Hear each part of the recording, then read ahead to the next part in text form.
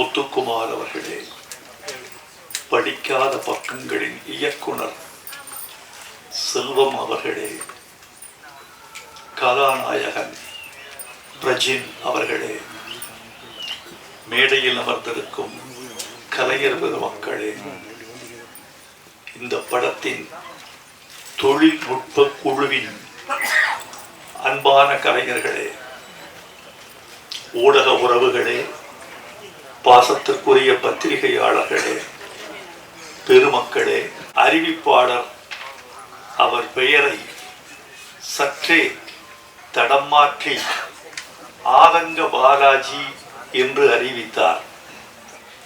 ஆதவ் பாலாஜி என்பது அவருக்கு இயற்பெயர். ஆனால் திரையுலகத்தின் தற்கால நிலைமை என்ன, கதைகளின் போக்கு என்ன, திரையரங்குகளின் நிலைமை என்ன, தயாரிப்பாளர்களின் கலவரம் என்ன, கலை உலகின் நிலவரம் என்ன என்ற ஆதங்கத்தை கொட்டிவிட்டு போனதனால் அவருக்கு ஆதங்க பாலாஜி என்பது காரண பெயராக அமைந்துவிட்டது என்று நாம் கருத வேண்டியிருக்கிறது. அதுதான் உண்மை. இந்த விழாவுக்கு நான் மகிழ்ச்சியோடு வந்திருக்கிறேன். காரணம் என்ன தெரியுமா தோழர்களே? வெற்றி பெற்ற பெருமக்களை வாழ்த்த செல்வது இயல்பு. நாம் சென்று வாழ்த்தாமலே அவர்கள் வெற்றி பெறுவார்கள். நம்முடைய வாழ்த்துறை ஒன்றும் அவர்களுக்கு தனியான கிரீடமாகி விடுவதில்லை. ஆனால் யாரை வாழ்த்த வேண்டும் என்றால் வளரக்கூடிய கலைஞர்களை வாழ்த்த வேண்டும், ஆதரவற்ற கலைஞர்களை வாழ்த்த வேண்டும், சாதிக்க துடிக்கிற கலைஞர்களை வாழ்த்த வேண்டும். பழையன கழிய புதியன புகுகிற போது புதிய முகங்களை, புதிய திறமைகளை, புதிய ஆற்றல்களை வரவேற்று வாழ்த்த வேண்டும். ஏனென்றால் எந்த புற்றில் எந்த பாம்போ என்று பார்ப்பவன் பழைய காலத்து மனிதன், எந்த பூவில் எந்த தேனோ என்று பார்ப்பவன் தான் புதிய காலத்து மனிதன். இந்த மலர்களில் எந்த பூவில் எந்த தேன் என்பதை யார் அறிவார்? அதனால் இந்த கலைஞர்களை நான் வாழ்த்த வந்திருக்கிறேன். அந்த தம்பி இந்த ஆதங்கத்தை சொன்னார் அல்லவா, அது குறித்து நான் ஒரு சில செய்திகளை உங்களுக்கு சொல்ல வேண்டும் என்று ஆசைப்படுகிறேன். திரை உலகம் சிதைந்து போனதற்கு காரணம்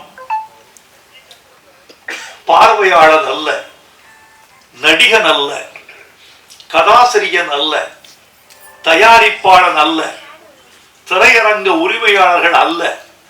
திரை உலகம் இன்று நிறம் மாறி போறதற்கும் தடம் மாறி போறதற்கும், ஒரு படம் வெளியாகிற அன்று முன்வரிசையில் மொத்தம் 12 பேர்கள் மட்டும் அமர்ந்திருப்பதற்கும், பல திரையரங்குகள் வெளியான முதல் நாள் வெளியே யாருக்கும் தெரியாமல் ஓர் ஆளை நியமிக்கிறார்கள். அந்த பதிவு சீட்டு கொடுக்கிற நபர் தன்னை மறைத்துக் கொண்டிருக்கிறார். வெளியே இருந்து செய்தி வர வேண்டும். என்ன செய்தி என்றால், வெளியே வரிசையில் குறைந்தபட்சம் 15 பேர்கள் இருக்கிறார்களா, இருந்தால் இந்த சீட்டு கொடு, இல்லை என்றால் இந்த காட்சியை ரத்து செய்துவிடு என்று ஒரு தீர்மானம் அவர்களுக்குள் இருக்கிறது. 15 பேர் வந்தால் என்ன நடக்கும் என்றால், மின்சார கட்டணத்திற்கு அது கட்டுப்படியாகும். 15 பேர் இல்லை என்றால் மின்சார கட்டணத்தின் நஷ்டத்தில் அந்த திரையரங்கம் ஓடத் தொடங்கும். அந்த கட்டணத்தை தவிர்ப்பதற்காகத்தான் பதிவு சீட்டு கொடுப்பதற்கே, அவர்கள் அனுமதி சீட்டு கொடுப்பதற்கே தயங்குகிறார்கள். இதற்கு காரணம் யார்? படம் பார்க்க ஓரளவு நல்ல படம் என்று கருதத்தக்க படத்தை கூட பார்ப்பதற்கு ஆட்கள் வராமல் தவிர்த்து போவதற்கு அல்லது அவர்கள் தயங்குவதற்கு என்ன காரணம் என்று பார்த்தால், இது ஒரு மோசமான யுகத்தில் தமிழ் சினிமா கலை இருக்கிறது. அந்த இடம் தொழில்நுட்ப காலம். இந்த தொழில்நுட்பம் என்பது மனிதர்களை, ரசிகர்களை துண்டாடிவிட்டது. கை தொலைபேசியில் ஒரு கூட்டம், கணிப்பொறியில் ஒரு கூட்டம், பிறகு ஹோம் தியேட்டரில் ஒரு கூட்டம், பிறகு திரையரங்கத்தில் ஒரு கூட்டம், ஓடிடியில் ஒரு கூட்டம், மொத்தமுள்ள ஒரு 35 லட்சம் ரசிகர்களை ஒரு 35 பிரிவுகள் துண்டாடிவிட்டன. இந்த 35 பிரிவுகளிலும் வியாபாரம் ஆகிறவன் தான் வெற்றி பெற முடியும். இன்றைக்கு முத்துக்குமார் இந்த படத்துக்கு இட்ட பணத்தை மீண்டும் அவர் கொள்ள வேண்டும் என்றால் என்ன வேண்டும் என்றால், இந்த சினிமாவின் 35 பிரிவுகளிலும் அவர் தன் வியாபாரத்தின் கரங்களை நுழைக்க வேண்டும். ஆக்டோபஸ் போல அத்தனை வியாபார தளங்களிலும் அவர் இயங்க வேண்டும் என்ற ஒரு நிலை இருக்கிறது. அந்த நிலையின் காரணமாகத்தான் தமிழ் சினிமா தடுமாறி கொண்டிருக்கிறது என்பதை தவிர வேறல்ல. உண்மையை சொல்ல போனால் நண்பர்களே, நான் தமிழில் வெளிவருகிற அல்லது திரைக்கலையில் வெளிவருகிற எந்த ஒரு படமும் தோல்வி அடைந்து போனால் காலையில் பத்திரிகையை படித்துக் கொண்டிருக்கிற பொழுதே கொஞ்சம் வருத்தப்படுவேன். பத்திரிகையை மடித்து வைத்துவிட்டு கொஞ்சம் வானத்தை அண்ணாந்து பார்த்து, இந்த இளைஞர்கள் முதல் படத்திலேயே தோல்வியடைகிறார்களே, இந்த தோல்வியை எப்படி மீட்டெடுப்பது என்று யோசிப்போம். ஏனென்றால் பணத்தின் முதலீடுதான் வேறு வேறே தவிர மற்ற உழைப்பு ஒன்றுதான், திறமை ஒன்றுதான், வேர்வை ஒன்றுதான். இரவு பகல் என்று பாராமல் ஒரு திரைக்கலைஞன், ஒரு சண்டை கலைஞன் படுகிற பாடு கொஞ்ச நஞ்சமா? ஒரு ஒளிப்பதிவாளன் படுகிற பாடு கொஞ்ச நஞ்சமா? நடிக்க வருகிற பெண்கள் படுகிற பாடு கொஞ்ச நஞ்சமா? எவ்வளவோ உழைப்பை, திறமையை, உடல் கொடுமைகளை எல்லாம் தாண்டித்தான் ஒரு திரைப்படத்துக்குள் நுழைந்து மக்களுக்கு மகிழ்ச்சி தருவதற்கு இவர்கள் போராடுகிறார்கள். இந்த போராட்டம் பயனற்று போய்விடக் கூடாது என்றுதான் என்னை போன்றவர்கள் நம்புகிறோம். இந்த மாதிரி நிலையில் நான் பாட்டெழுதுகிற போதெல்லாம் சமூகத்துக்கு ஏதாவது ஒரு நீதி, ஏதாவது ஒரு நற்பணி, ஏதேனும் ஒரு சீர்திருத்தம், ஏதேனும் ஒரு பயன் கிட்டாதா என்ற ஆதங்கத்தோடு நான் இயங்கிக் கொண்டிருக்கிறேன். இது திரை உலகில் எனது 44வது ஆண்டு. இந்த 44வது ஆண்டில் எனக்கு பிடித்த சில பாடல்களில் ஒரு பாடலாக படிக்காத பக்கங்களில் இந்த சரக்கு என்ற பாட்டை எழுதியிருக்கிறேன் என்றால் இதுதான் நான் இன்னும் இயங்குவதற்கான காரணம். முத்துக்குமார், உங்களுக்கு என் நன்றி. செல்வம், உங்களுக்கு என் நன்றி. நீங்கள் எனக்கு சுதந்திரம் கொடுத்தீர்கள். அந்த சுதந்திரத்தை இந்தியா அடைந்த சுதந்திரம் மாதிரி நான் தவறாக கையாளவில்லை. நான் அதை சரியாகவே கையாண்டிருக்கிறேன். அதனால்தான் நண்பர்களே உங்களுக்கு நன்றி சொல்ல வந்திருக்கிறேன். எனக்கு முன்னால் நான் சாதாரணம் தோழர்களே, வைரமுத்து என்பவர் நீண்ட காலம் ஓடி வருகிறார் என்பதை தவிர என்னுடைய முன்னோடிகள் பட்டுக்கோட்டை கல்யாண சுந்தரம், மருதகாசி, கவியரசு கண்ணதாசன், உடுமலை நாராயண கவி, கவி KP காமாட்சி சுந்தரம், இன்னும் கூமா பாலசுப்ரமணியம், ஆத்மநாபன், சொல்லிக்கொண்டே போகலாம். இத்தனை பெருமக்களும் தமிழ் பாடலின் வழியாக ஒரு கருத்தை சொல்ல துடித்திருக்கிறார்கள். அதுதான் நிற்கிறது. ஒரு படத்தின் பெயர் மறந்து விடுகிறது, படத்தின் நடிகர் மறந்து போகிறார், நடித்த நடிகைகள் மறக்கப்படுகிறார்கள், தயாரிப்பு நிறுவனம் தொலைந்து போகிறது, தயாரித்த நண்பர் மறக்கடிக்கப்பட்டு விடுகிறார். பாட்டு மட்டும் இருக்கிறது, பாட்டு மட்டும் இருக்கிறது. எத்தனை காலம்தான் ஏமாற்றுவார் இந்த நாட்டிலே என்ற பாட்டு இன்னும் 100 வருடங்களுக்கு பிறகு கூட இசையமைத்தவர் SM சுப்பையா நாயுடு, பாடியவர் TM சௌந்தரராஜன், அதனுடைய பாட்டை எழுதியவர் மக்களன்பன், நடித்தவர் MGR, குதிரையில் இருந்தவர் பானுமதி என்று இந்த உலகம் நினைத்துக் கொண்டே இருக்கும். பாட்டு வரிகளால், இசையால் ஒரு சமூகம் நினைக்கப்படும். இந்த படத்துல ஒரு முக்கியமான பாட்டு. இந்த சபையில் நீங்கள் எல்லோரும் பேசினீர்கள், சகோதரிகள் பேசினார்கள், நீங்கள் பேசினீர்கள், எல்லோரும் பேசினீர்கள். ஒரே ஒரு வரிக்கு மட்டும்தான் நான் காது குளிர கைதட்டல் கேட்டேன். முத்துக்குமார், நீங்க ரொம்ப நன்றாக சொன்னீர்கள். ஒரு வரி, ஒரு 400 ரூபாய் கொடுத்தா பழத்தட்டு கிடைக்கும், ஒரு 200 ரூபாய் கொடுத்தா தேங்காய் தட்டு கிடைக்கும், 5000 ரூபாய் கொடுத்தா தங்கத்தட்டு கிடைக்கும், உங்கள் கைதட்டு மட்டும் கிடைக்காது என்று சொன்னீர்கள். அதெல்லாம் சரி, 5000 ரூபாய் கொடுத்தால் தங்கத்தட்டு எனக்கு கிடைக்குமா?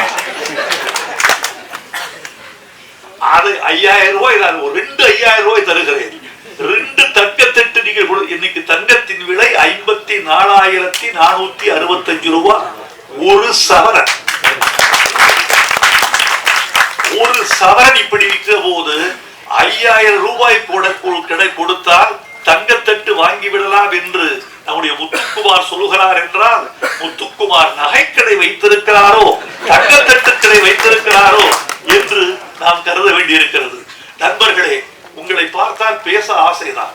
இதோ என்னுடைய அருமை நண்பர்கள் ஊடக தோழர்கள் வந்திருக்கிறார்கள். இந்த வெளியீட்டு விழாக்களில் இந்த ஊடகங்களின் மீது எனக்கு பெரிய மதிப்பு உண்டு. காரணம், இவர்கள்தான் போய் சேர்க்கிறார்கள். ஆனாலும் கூட தினப்பத்திரிகைகளில் இது குறித்து எந்த செய்தியும் வருவதில்லை. வார பத்திரிகைகள் இதை அதிகமாக கண்டுகொள்வதில்லை. இந்த மேடையில் ஒரு பெரிய சர்ச்சை உண்டானால் அது மட்டும்தான் அவர்களின் கவனத்திற்கு போகிறது. அந்த சர்ச்சையை நீட்டிக்க முடியும் என்றால் அது 2 வாரங்களுக்கு செய்தியாகிறது. இதோ இந்த மேடையில் இருக்கக்கூடிய இந்த இளம் கலைஞர்களை வாழ்த்தி படிக்காத பக்கங்கள் என்ற பெயரில் நவீன பெண்களின் பிரச்சனைகளை மையப்படுத்தி ஒரு புதிய தயாரிப்பாளரும் இயக்குனரும் ஒரு படத்தை செய்திருக்கிறார்கள். ரசிகர்களே, காத்திருங்கள், வந்தால் ஆதரியுங்கள், பிடித்தால் தோள் கொடுங்கள் என்று நீங்கள் 4 வரி எழுதினால் அதுதான் சிறப்பு. இந்த நேரத்தில் நான் ஒரு கருத்தை சொல்ல வேண்டும் என்று ஆசைப்படுகிறேன். இவர்கள் இந்த இணையதளங்களின் வாயிலாக இவர்கள் கொண்டு செல்கிற இடம் ரொம்ப அதிகம். நீங்கள் நினைத்துக் கொண்டிருப்பீர்கள், யூடியூப் வழியாக இன்று இரவு 12 மணிக்குள் இந்த விழா செய்திகள் உலகத்தின் எல்லா மூலைகளிலும் வீசி எறியப்படும். இன்னைக்கு போயிடும்.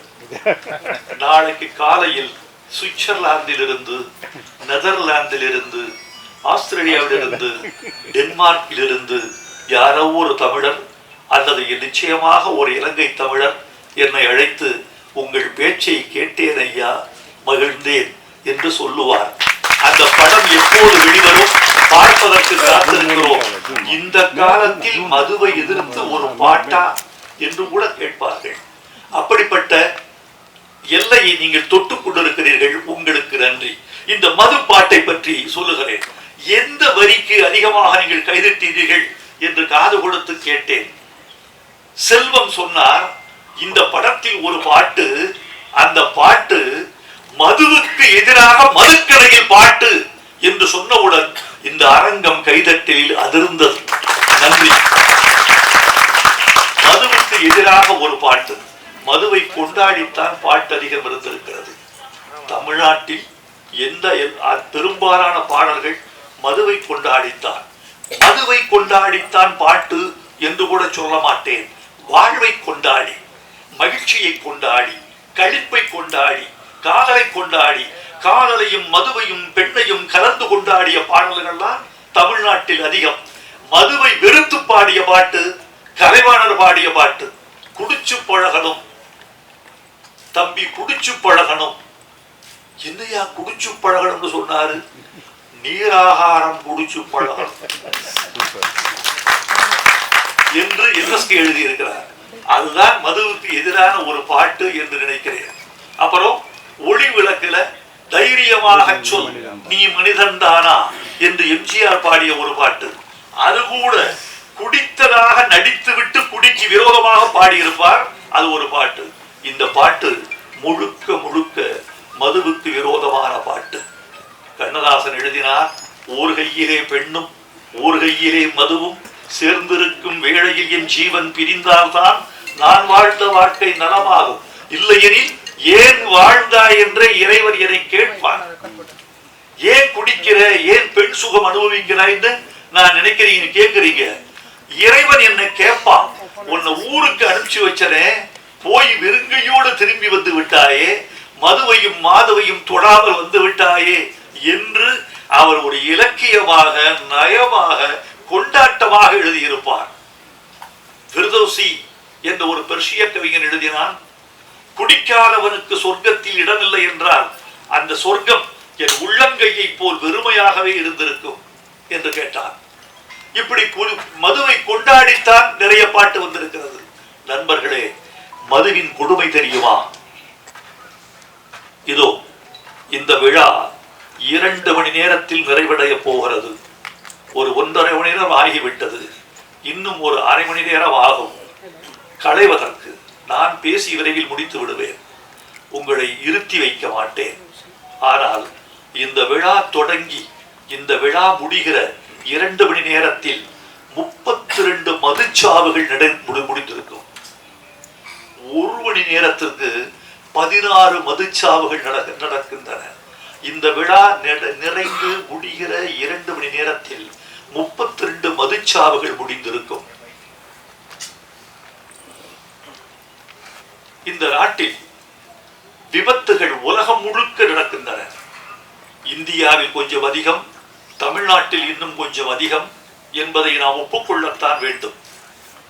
இந்த விபத்துகளில் 44 முதல் 67 விழுக்காடு மதுவினால் நடக்கிற விபத்துகள் என்பதை உலக சுகாதார நிறுவனம் அறிவிக்கிறது.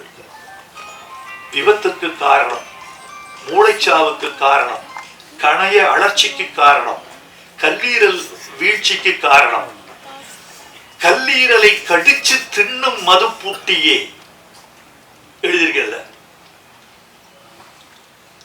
ஓ காசு படம் பறிச்சு தின்னும் மறந்துட்டியே. என் வரிக்கு கிடைத்த வெற்றி நான் தயங்கிய இடத்தில் இயக்குனரே எடுத்து விடுகிறார். அந்த பாட்டின் மீது அவருக்கு அவ்வளவு மதிப்பு இருக்கிறது. ஒரு சொல்லட்டுமா, 20 மில்லிகிராம் போதும். 20 மில்லிகிராம் ரத்தத்தில் கலந்து விட்டால் பார்வை வங்க ஆரம்பித்து விடும். பார்வை குறைவு ஏற்படுவதற்கு 20 மில்லி போதும். நீங்க குடித்துக் கொண்டே இருக்கிறவர் எத்தனை மில்லி ரத்தத்தில் சேரும் தெரியுமா? 30 மில்லி ரத்தத்தில் சேர்ந்தால் உங்கள் தசை உங்கள் வசத்தில் இருக்காது. நான் மதுவுக்கும் போதைக்கும் எதிரானவன், 10 வயசிலிருந்து எதிரானவன். ஏனென்றால் மதுவையும் போதையையும் எங்கள் ஊர் எவ்வளவு பாதிக்கப்பட்டிருக்கிறது என்பதை நான் அறிவேன். என் உறவுகள் பாதிக்கப்பட்டதை அறிவேன். இந்த ஒரு சொட்டு மது கூட என் குடலில் விழுந்ததில்லை என்பதை நான் உத்தரவாதமாக உங்களுக்கு சொல்லிக் கொள்ள வேண்டும். போதை பழக்கம் என்பது எங்கள் உடம்பு, எனக்கு உலகத்திலேயே நான் வெறுக்கிற வாசனை ஒன்று உண்டு என்றால் அது ஒரே வாசனை, புகை வாசனை. அது மட்டும் அப்படி ஆழ தள்ளிடுது வெளியே, புகை வாசனை. ஒரு மதுவை விட மோசமானது புகை. மது கூட உங்கள் உடம்பை இவ்வளவு தின்னாது, புகை தின்றுவிடும்.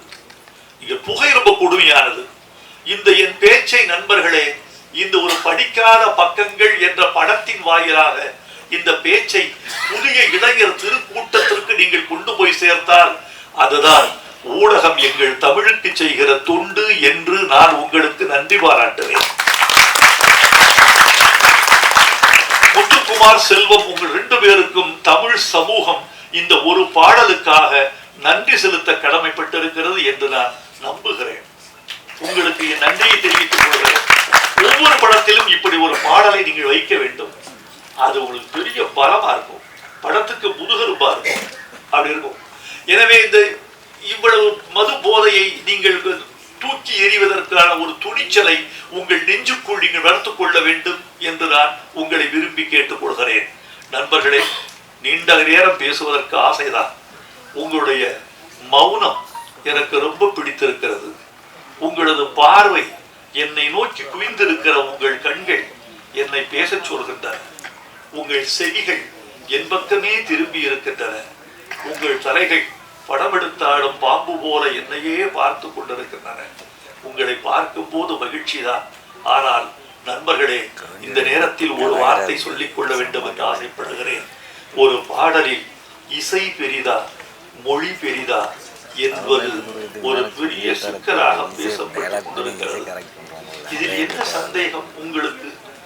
இசை எவ்வளவு பெரிதோ மொழி அவ்வளவு பெரிது, மொழி எவ்வளவு பெரிதோ இசை அவ்வளவு பெரிது.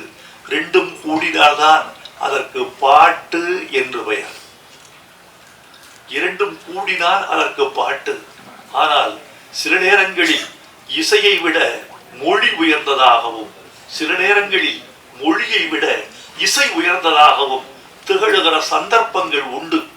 இதை புரிந்து கொள்பவன் ஞானி, புரிந்து கொள்ளாதவன் அஞ்ஞானி.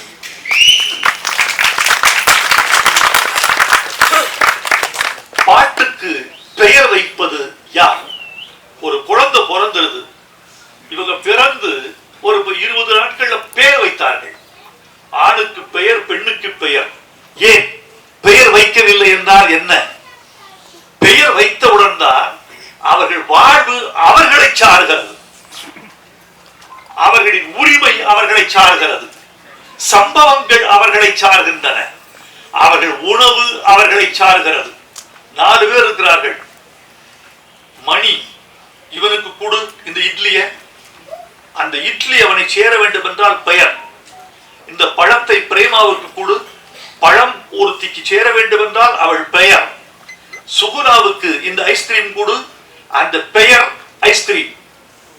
இதோ லட்டு இந்த மோகனுக்கு கொடு என்று பெயர் சொன்னவுடனேதான் பொருள் உரிமையாகிறது. பெயர்தான் பட்டம், பெயர்தான் பத்திரம், பெயர்தான் சொத்து, பெயர்தான் நீ, பெயர்தான் ஆதார். அது இருந்தால்தான் நீ இந்தியாவில் நீ. பாட்டுக்கு பெயர் வைப்பது இசையா மொழியா? மலர்ந்தும் மலராத பாதி மலர் போல என்று பாட்டுக்கு பெயர் வைத்தது மொழி. சிட்டுக்குருவி முத்தம் கொடுத்து என்று பாட்டுக்கு பெயர் வைத்தது மொழி. மன்மத லீலையை வென்றார் உண்டோ என்று பல்லவியின் பெயரை சொன்னது மொழி. அதற்கு அழகு செய்தது இசை, அதற்கு அபிநயம் செய்தது இசை, அதற்கு சுகம் கொடுத்தது இசை, மறுக்க முடியாது. ஆனால் அந்த பாட்டுக்கு பெயர் சூட்டியது மொழி, அந்த பாட்டை அழைக்க வைத்தது மொழி. ஒரு பாடலை ஹம் பண்ணி யாராவது இந்த பாட்டை பாடுன்னு சொல்லுவாங்களா? இந்த பாடல இத பாடுங்க சொல்லுவாங்களா யாராவது? சின்ன சின்ன ஆசை என்று பாடுகள் என்றுதான் சொல்லுவார்கள். எனவே பாட்டுக்கு பெயர் வைத்தது மொழி. அந்த மொழிக்குரிய மரியாதையை இசையும், இசைக்குரிய மரியாதையை மொழியும் பரஸ்பரம் வழங்குகிற போதுதான் கலை வெற்றி பெறும் என்று நான் உறுதியாக நம்புகிறேன். நண்பர்களே, இந்த படம் வெற்றி பெற வேண்டும், வெற்றி பெற செய்ய வேண்டும்.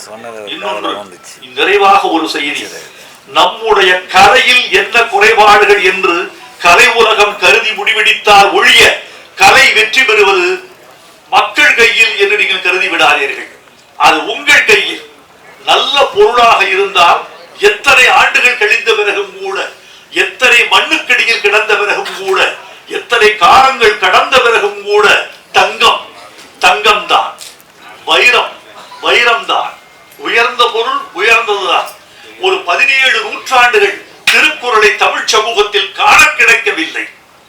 2ஆம் நூற்றாண்டு 3ஆம் நூற்றாண்டுக்கு பிறகு திருக்குறளை தமிழ் சமுதாயம் புழங்கவில்லை.